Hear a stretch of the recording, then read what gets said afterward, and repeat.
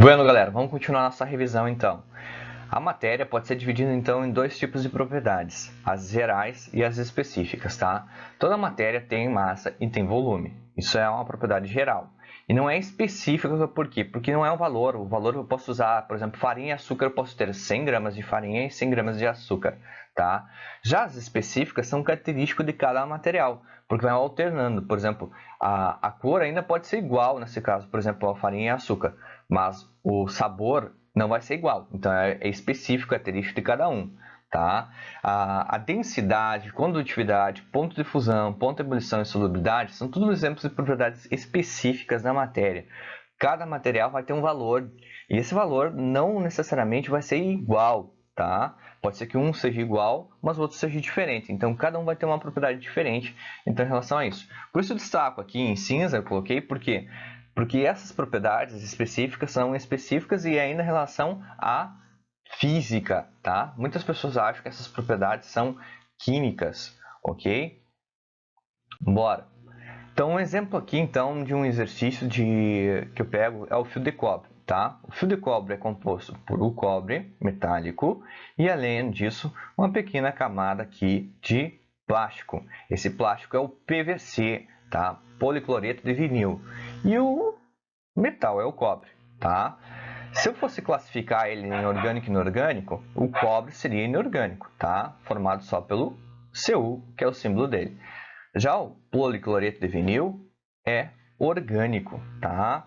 Então, como eu vou saber isso? Se tu tiver a fórmula estrutural, pesquisar a fórmula estrutural, tu vai ver que é um composto orgânico, tá? Aqui tá, eu coloquei a forma molecular dele, C2H3Cl, então a base dele é de carbono, então ele é derivado ainda do petróleo, tá? E vem da água do mar, esse PVC, né? Porque o cloro, então, que vai fazer a reação química para fazer esse composto, então ele é extraído da água do mar, tá? A origem do cobre é mineral, não tá ali, mas a origem é mineral. Quais são as propriedades? Eu tenho as propriedades tanto do PVC e as propriedades do cobre. São específicas, tu vai ver a diferença, tá? Coeficiente de dilatação baixo do PVC, então ele não se dilata, ele não pode se dilatar muito. É um requisito, então, na questão de padrão de qualidade de isolante térmico. Condutividade, tá? Ele vai ter condutividade? Claro que não, né? Baixa condutividade também. Então, para não conduzir, quando a pessoa segurar esse fio, não vai ter problema de corrente elétrica. Corrosão também, tem então, um mínimo de corrosão. Inflamabilidade, então, inflamável. Ele não pode ser inflamável, por uma questão de risco. E ele é sólido, tá? Já o cobre, olha, as propriedades são específicas dele, olha. Maleabilidade. Então, ele é maleável, né? Ele tem uma boa condutividade elétrica, ele tem brilho, ele é sólido e avermelhado. Então, existem N propriedades específicas, né? A gente só está mapeando aqui com um exemplo de propriedade específica. E os estados físicos, então, aqui da matéria, tá? Então, esses processos eu tenho sólido, líquido e gasoso, ok? Quando passa do sólido para o líquido, então tem aquecimento, então ele está absorvendo calor, né? Ele está absorvendo esse calor, então é um processo que a gente chama de fusão. Na fusão, eu tenho os dois estados físicos, eu vou ter o sólido e o líquido, porque é um processo de transição entre esses dois estados físicos. Cheguei no estado líquido, eu tenho então o processo de ebulição, tá? O ebulição vai para o estado gasoso. Entre essa etapa, eu tenho o líquido e gasoso ao mesmo tempo, dois estados físicos, tá? Também chamado de vaporização. Se eu estiver fazendo um processo inverso, por exemplo, eu tenho uma água gasosa, né?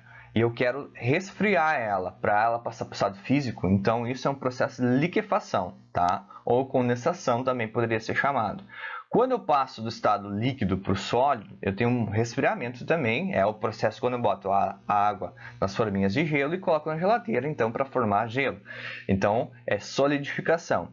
Se a tua substância está indo do sólido direto para o gasoso ou do gasoso direto para o sólido, então essa transição de um ponto ao outro é a sublimação ou a ressublimação. Exemplos aqui clássicos da sublimação é o iodo, tá? e a naftalina. São dois exemplos clássicos aqui de substâncias. Não é toda substância que tem esse comportamento, as substâncias, assim como a gente pensa, de reagentes químicos no laboratório. Se eu pegar exemplos do dia a dia, em uma casa, por exemplo, vai ter substâncias que têm sim uma transição do sólido direto para o gasoso. Mas se nós formos pensar em questões, por exemplo, substâncias que estão dentro do laboratório, que são reagentes, eu tenho esses dois exemplos aí. Tá? Bora lá. Dentro da vaporização, eu tenho então três tipos de vaporização: a evaporação, a ebulição e a calefação. Tá? Qual é a diferença entre eles? A evaporação é a mais lenta delas. Acontece então a temperatura ambiente, certo? A água do mar é um bom exemplo disso. Tá? E a ebulição já tem é necessário chegar à temperatura de ebulição, onde que vai passar do estado líquido para o gasoso a substância. Tá? Por exemplo, na água é 100 graus Celsius, água pura, e vai então ter presença, então ficam mais agitadas, e além disso vai formar bolhas de vapor de água então nessa questão aí. Tá? Já a calefação é o processo mais instantâneo que a gente tem. É muito rápido quando ele acontece esse efeito, tá? Por exemplo, o ferro de passar a roupa a vapor. Então, a água em contato com a parte metálica, ela vai entrar em vai entrar em vaporização instantaneamente. Então, isso é um processo de calefação. Bora ver aqui uns exemplos. Aqui o ferro de passar roupa, tá? A vapor. Então a água então está armazenada, ela vai passar então pelos poros, em contato com a parte metálica que está aquecida, ela então vai gerar vapor, porque vai então fazer o processo de calefação. Outro exemplo. Aqui nós temos o processo de ebulição. Então as partículas de água, né, estão agitadas, elas estão fazendo vapor da água. Vocês podem ver ali então as bolhas. E o processo de evaporação natural, né? Assim, então, esse efeito que as roupas, elas vão, então, evaporar, então, a água, além da ajuda do ar, tá? Para poder secar a roupa. Bora lá! Dentro desse processo ali, daquele exemplo, posso até voltar àquela tabelinha, nós temos a questão da entalpia. O calor está sendo absorvido para sair do estado sólido, líquido e gasoso. A questão da entalpia, então, ela vai fazer o quê? É a medição da energia que pode ser convertida em calor. Então, se esse calor está sendo absorvido, é um processo endotérmico. Ele é positivo, essa entalpia. Depois nós temos medida, cálculos de entalpia de valores. É uma entalpia com H positivo, tá? Porque esse processo está absorvendo calor. E se tá, ó, vamos fazer aqui, ó, indo nesse sentido aqui, ó,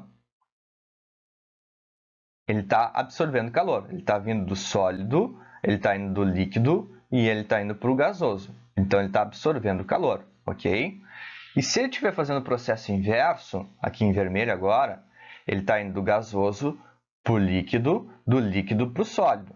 Esse processo é um processo exotérmico, ele libera calor, ele tem que perder o calor. Por isso que é difícil pegar a água do ar, a umidade do ar, e eu quero trazer ela para líquida, eu tenho que fazer essa água perder esse calor que ela tem absorvido, e aí ela sim ela vai pular o estado líquido. É aquele efeito que a garrafinha de água gelada, a água mineral que tu pegou gelada, começa a se depositar em torno dela, na área externa dela, água.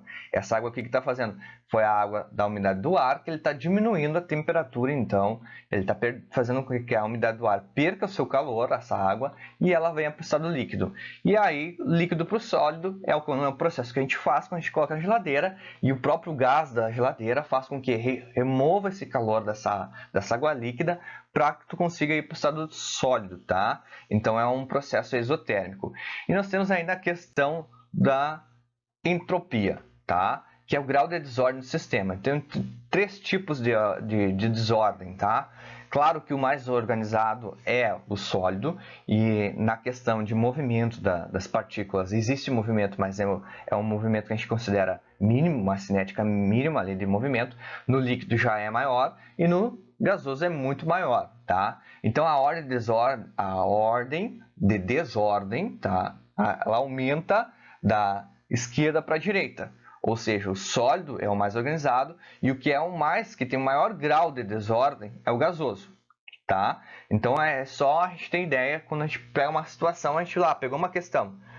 Eu sei que o gasoso é o que tem mais desordem, tá? Tem maior entropia.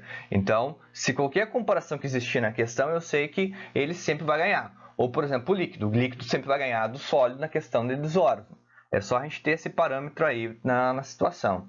Também é uma propriedade aí que a gente está estudando.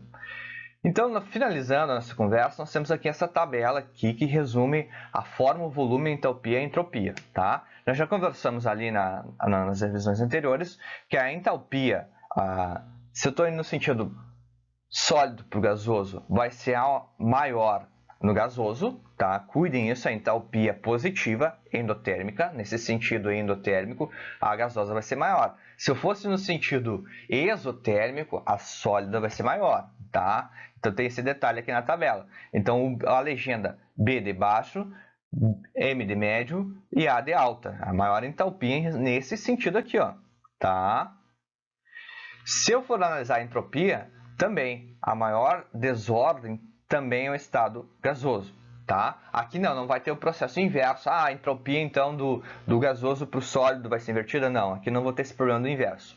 Na questão dos volumes, o sólido e o líquido são definidos, tá? Aqui tem um exemplo de imagens aqui que nós temos duas situações que eu consigo definir o volume. Já no gasoso já fica difícil de descrever o volume, a forma do volume. Então ele não tem uma definição, então ele não apresenta um volume definido.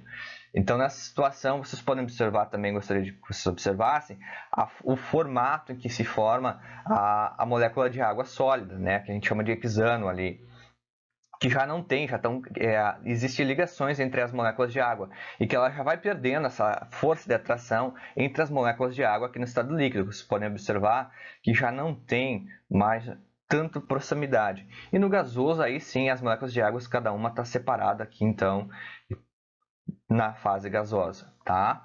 As formas, eu tenho uma forma definida no estado sólido, tá?